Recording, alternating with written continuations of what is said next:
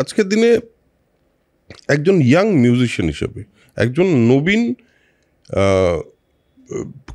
হিন্দুস্তানি ক্লাসিক্যালের একটা নাম হওয়ার জায়গা থেকে জিজ্ঞেস করি, এই মুহূর্তে তুমি ক্লাসিক্যাল হিন্দুস্তানি ক্লাসিক্যাল সিনটা পশ্চিমবঙ্গে তথা ভারতে কি অবস্থা দেখো, মানে কিভাবে দেখো, কোন লেন্সে দেখো?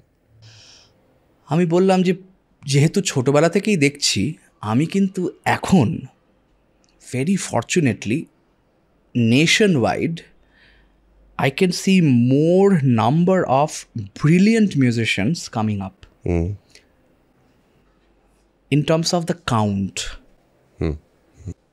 কোয়ালিটি সবারই খুব ভালো, তার মধ্যে যে বেস্ট সে অফকোর্স উইল রিমেন মানে for the longer period time.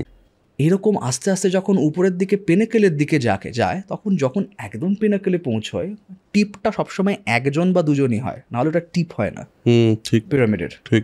তো তখন মোটামুটি দেখা যায় কোনো একটি বিষয়েতে একজন, দুজন, তিনজন, চারজন maximum they are the ruling members.